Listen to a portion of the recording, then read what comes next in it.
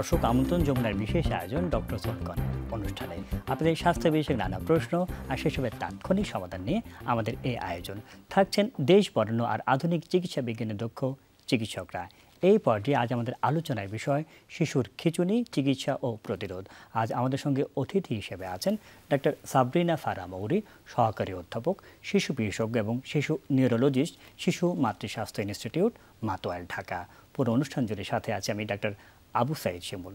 দর্শক, শিশুদের মধ্যে কিন্তু খিঁচুনির যে লক্ষণ সেগুলি প্রকাশ পাচ্ছে এবং এই সমস্যা কিন্তু আমরা দেখেছি আমাদের আত্মীয় স্বজনের মধ্যে বা ঘরের বিভিন্ন জায়গায় কিন্তু এটা দেখা যাচ্ছে। এই শিশুদের বিভিন্ন কারণ, চিকিৎসা এবং প্রতিকার নিয়ে আমরা আলাপ করব। আমাদের সাথে অতিথি হিসেবে আছেন ডাক্তার সাবরিনা ফারা মৌরি। আপনাকে স্বাগত আমাদের অনুষ্ঠানে। আসলে প্রথমে আমরা একটু জানতে চাইছি যে খিঁচুনি বিষয়টা বলছি, খিঁচুনির বিষয়টা কি এবং এটা কেন হয়?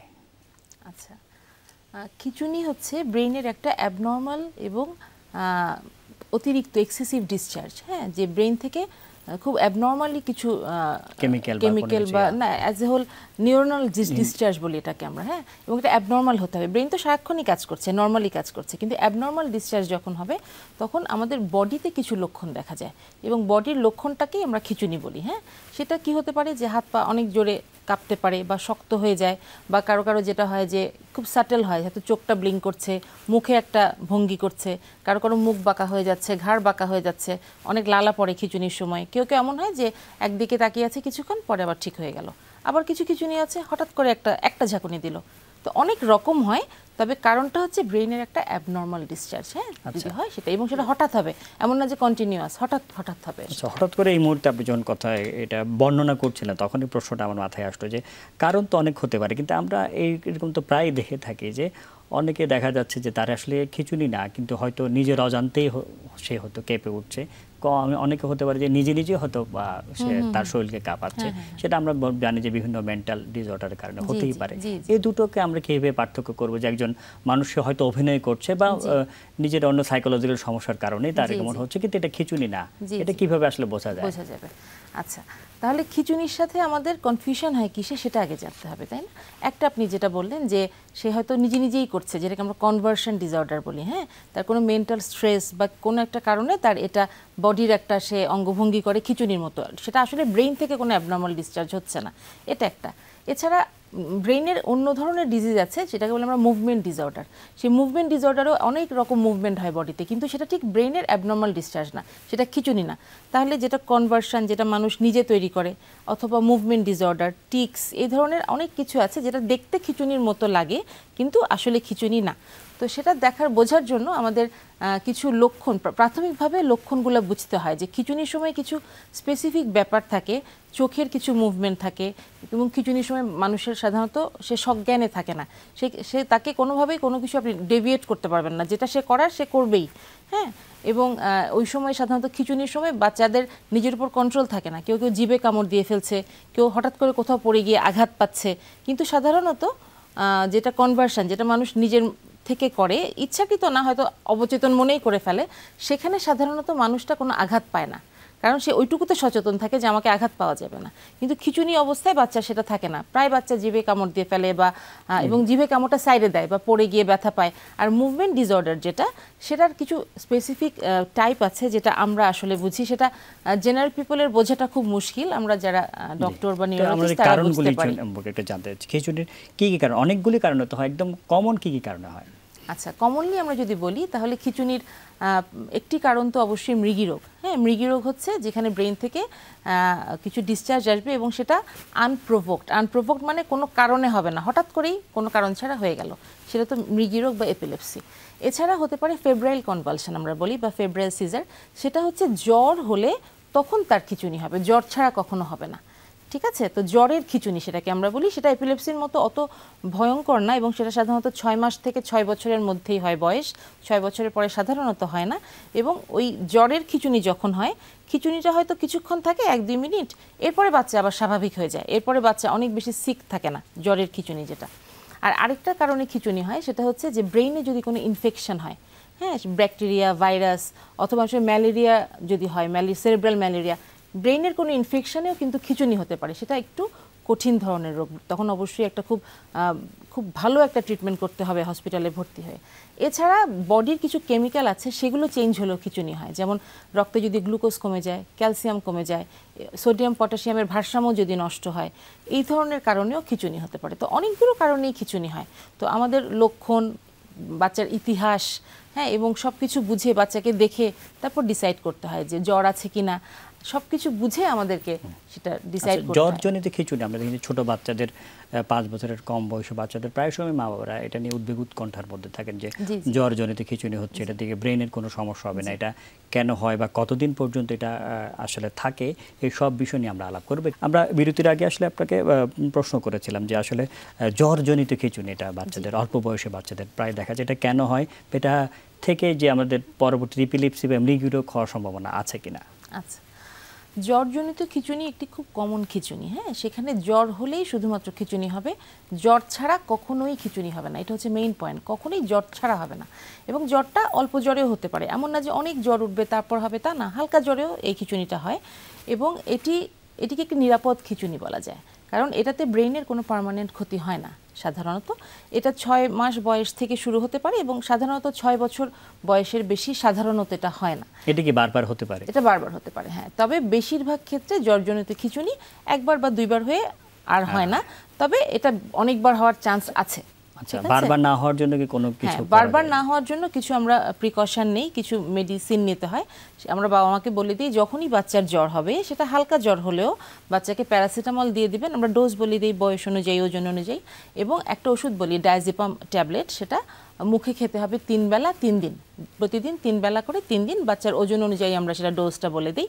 এই ওষুধটা যখনই জ্বর হবে 6 বছর বয়স পর্যন্ত, প্যারাসিটামল এবং ডায়াজিপাম ট্যাবলেট যেটা সেডিল নামে পাওয়া যায়, এটা বাচ্চাকে খেতে হবে 3 দিন। এটা কত বছর পর্যন্ত? এটা 6 বছর বয়স পর্যন্ত। আচ্ছা, এরপর সাধারণত এই রোগটা হয়? সাধারণত এটা ভালো হয়ে যায়, তবে ফেব্রাইল কনভালশনের জ্বরজনিত খিঁচুনির 1 থেকে 3%, 1 থেকে 3% বাচ্চার এপিলেপসিতে টার্ন নিতে পারে, মৃগীরোগ হতে পারে। সুতরাং সাবধান তো থাকতেই হবে। যদি 6 বছর পরেও হয় বা জ্বর ছাড়া কখনো হয়, তখন অবশ্যই চিকিৎসকের পরামর্শ নিতে হবে যে সেটা মৃগীরোগের দিকে টার্ন নিচ্ছে কিনা। আচ্ছা, মৃগীরোগ সম্পর্কিত অনেক ধরনের আমাদের মিথ রয়েছে, যে প্রথমে জানতে চাচ্ছি মৃগীরোগটা কি আসলে বংশগত কিনা? মৃগীরোগ অনেক ক্ষেত্রে বংশগত, সব ক্ষেত্রে না। হ্যাঁ, মৃগীরোগের অনেক কারণ আছে। কিছু হচ্ছে যে ব্রেইনের কোনো জন্মের পরে ব্রেইনে যদি কোনো আঘাত আসে, সেটা জন্মের সময় দেরি করে কান্না হতে পারে, অক্সিজেন কম পেতে পারে, ছোট সময়ের আগে যদি বাচ্চা হয়ে যায়, প্রিটার্ম বাচ্চা যারা, তাদের ব্রেইনে একটা আঘাত হতে পারে। হ্যাঁ, কারণ সময়ের আগে তারা পৃথিবীতে চলে এসছে।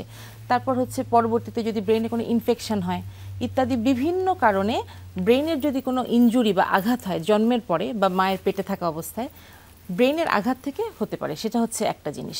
এবং ব্রেইনের আঘাত থেকে ব্রেইনে একটা পার্মানেন্ট ড্যামেজ হয়ে যায়, এবং ওই ড্যামেজড এরিয়াটা, ব্রেইনের যে ড্যামেজড এরিয়া, সেটা পরবর্তীতে মৃগীরোগের জন্য একটা ফোকাস হিসেবে কাজ করে, যে এই জায়গাটা থেকে প্রায় তার খিঁচুনি উৎপন্ন হচ্ছে পরবর্তীতে। প্রথম যে সমস্যাটা, প্রথম যখন সে জন্মের পরে দেরি করে কান্না করলো, খিঁচুনি হলো বা ব্রেনে ইনফেকশন হলো, তখন যে খিঁচুনি, সেটা কিন্তু মৃগীরোগ না। পরবর্তীতে কোনো কারণ ছাড়াই তার খিঁচুনি তৈরি হবে, কারণ ব্রেনে একটা পার্মানেন্ট ড্যামেজ হয়ে গিয়েছে। এটা একটা। আরেকটা হচ্ছে যে বাচ্চার কোনো কিছুই নাই, এই ধরনের কোনো খারাপ ধরনের হিস্ট্রি নাই, কিন্তু তার খিঁচুনি, সেটা হচ্ছে জেনেটিক, তার জিনের মধ্যেই বলা আছে যে তার খিঁচুনি হবে। এছাড়া আরও কিছু আছে যে ফ্যামিলি হিস্ট্রি, যে ফ্যামিলিতে কারো না কারো নিকট আত্মীয় স্বজনের খিঁচুনি আছে, বাচ্চারও হলো, এবং ফ্যামিলি হিস্ট্রি যাদের থাকে সেটাও জেনেটিক সাধারণত। হ্যাঁ, তো এই ধরনের বিভিন্ন কারণেই মৃগীরোগ। মায়ের কোনো আচরণ বা কোনো খাবার বা কোনো কিছুর জন্য কি এটা দায়ী কিনা যে বাচ্চার খিঁচুনি বা মৃগীরোগ হবে?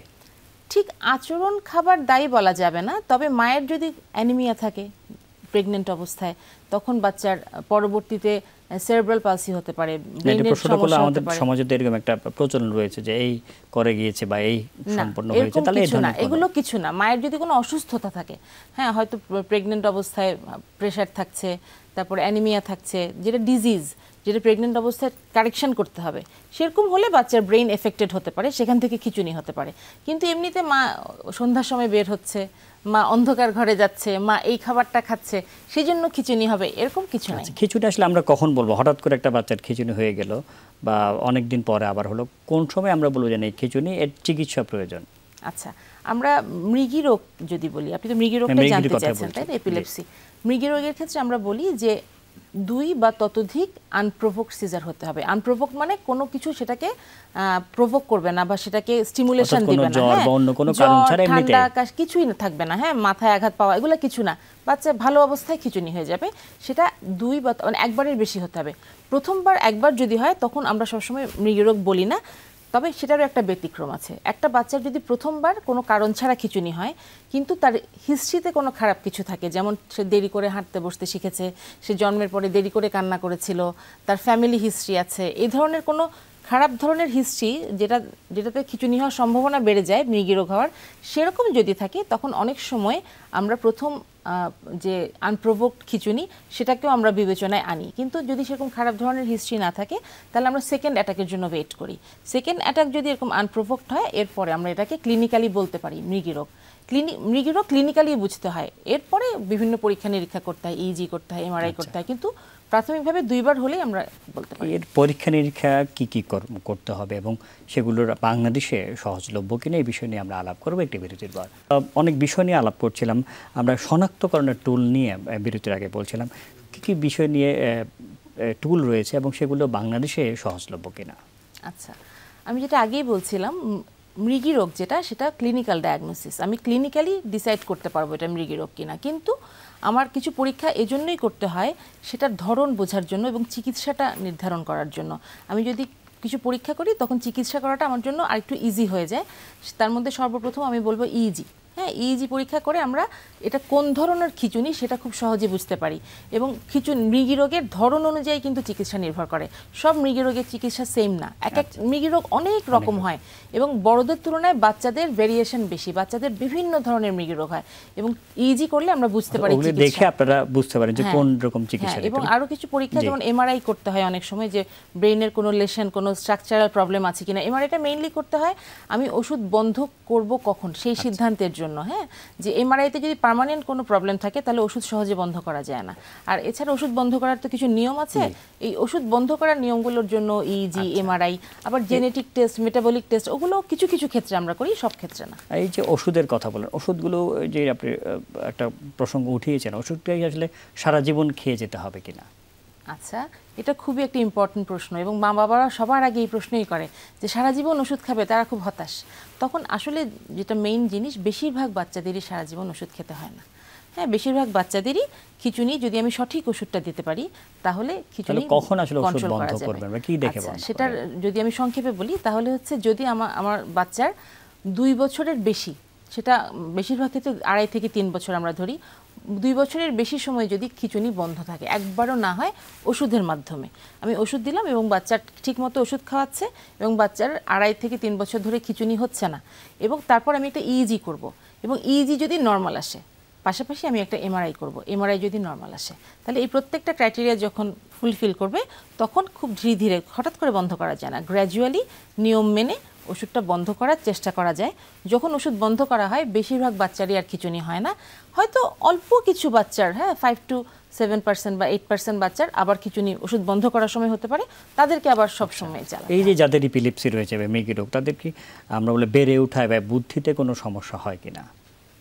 আচ্ছা, যদি সঠিকভাবে চিকিৎসা করা যায় এবং খিঁচুনিটা ওষুধের মাধ্যমে বন্ধ রাখা যায় তাহলে মৃগীরোগীর বাচ্চার জীবন একদম স্বাভাবিক অন্য 10টা বাচ্চার জীবনের মতোই, তাদের বুদ্ধি, বেড়ে ওঠা, লেখাপড়া কোথাও কোনো সমস্যা হয় না সাধারণত বেশিরভাগ মৃগীরোগে। এই যে আমি একটু আগে বললাম মৃগীরোগের অনেক ধরন, হ্যাঁ, বেশিরভাগের সমস্যা হয় না, কিন্তু যদি ওষুধটা ঠিক মতো না দেওয়া যায়, প্রায় খিঁচুনি হয়, তখন কিন্তু ব্রেন অবশ্যই হ্যাম্পার্ড হবে, ব্রেনের ক্ষতি হবে, লেখাপড়া, বুদ্ধি সব কিছুতে। পাশাপাশি কিছু কিছু মৃগীরোগ আছে যেগুলোর মৃগীরোগের জন্য ব্রেনটা ড্যামেজ হয় পাশাপাশি, হ্যাঁ, তো সেগুলো আসলে সেটা খুব অল্প সংখ্যক, সেগুলোতে বুদ্ধি বিকাশ, লেখাপড়া সেটা মৃগীরোগের কারণে হতে পারে, জেনেটিক কিছু রোগ আছে, তবে সেটার সংখ্যায় কম। বেশিরভাগ মৃগীরোগ চিকিৎসায় ভালো থাকে এবং বাচ্চা একদম নর্মাল লাইফ লিড করতে পারে এবং একটা সময় পরে ওষুধ বন্ধ করে দেওয়া যায় যদি রেগুলার ওষুধ খাওয়া যায়। আচ্ছা, এই ওষুধ যেগুলি দেওয়া হচ্ছে সেগুলোর কোনো সাইড ইফেক্টের কারণে বাচ্চার কোনো ধরনের কোনো সমস্যা হয় কিনা? আচ্ছা, ওষুধের সাইড ইফেক্ট কি, আসলে সব ওষুধেরই সাইড ইফেক্ট আছে, এমন না যে শুধু মৃগীরোগের, ঠিক আছে। হ্যাঁ, মৃগী রোগের ওষুধেরও কিছু কিছু সাইড এফেক্ট আছে, সেটা আমাদের মনিটরিং করতে হয়। আমাদের কাছে যখন বাচ্চাদেরকে নিয়ে আসে আমরা সেটা মনিটরিং করি, বাবা মাকে লক্ষণগুলো বলে দিই কি কি হতে পারে, এবং সেরকম হলে সেই ওষুধটা আমাদের বন্ধ করে অন্য ওষুধে যেতে হয় সেক্ষেত্রে। তবে সেটা খুব রেয়ার, খুব কমই হয় সেটা, এবং কিছু ব্লাড টেস্ট করতে হয় ইয়ারলি। তো তবে সেটা খুব বেশি না, খুবই একদম নগণ্য। একদম শেষ দিকে চলেছে। এটা আমরা কমন প্রশ্ন প্রায় সময় চাই, যখন খিঁচুনি হয় বা মৃগী রোগ হয় তাদের কোনো চামড়ার কোনো কিছু শুকালে বা অন্য কোনো কিছু করলে কি এই খিঁচুনিটা বন্ধ হয় কিনা? না, এটা একেবারেই ভুল ধারণা। হ্যাঁ, যে খিঁচুনি হলে চামড়ার গন্ধ শোকায়, মাথায় পানি দেয়, মুখের ভিতর চামচ ঢুকিয়ে দেয়, এগুলো ব্যাড প্র্যাকটিস, এটাতে আরও ক্ষতি হয়। খিঁচুনি যখন হবে বাচ্চাকে তখন এসব কিছুই করা যাবে না, বাচ্চাকে শুধু বাম কাত করে শুয়ে দিতে হবে। একটা কাজই করতে হবে, বাম কাত করে শুয়ে দিতে হবে যাতে মুখের লালাটা গড়িয়ে বাইরে চলে যায়, কারণ লালাটা নইলে শ্বাসনালীতে ঢুকে যাবে। খিঁচুনির সময় অনেক বেশি লালা নিঃসৃত হয়। এছাড়া আর কিছুই করতে হয় না, আসলে জোর করে চেপে রাখা, হাত পা শক্ত করে, এগুলো কিছু করতে হয় না। এবং খিঁচুনি আপনিই সাধারণত 5 মিনিটের আগে বন্ধ হয়ে যায় বেশিরভাগ ক্ষেত্রে, মাথায় পানি দেওয়া, এগুলো কিছু করতে হয় না। তবে যদি কখনো দেখা যায় যে 5 মিনিটের বেশি সময় ধরে খিঁচুনি চলছে, তখন অবশ্যই নিকটস্থ হাসপাতালে নিয়ে যেতে হবে।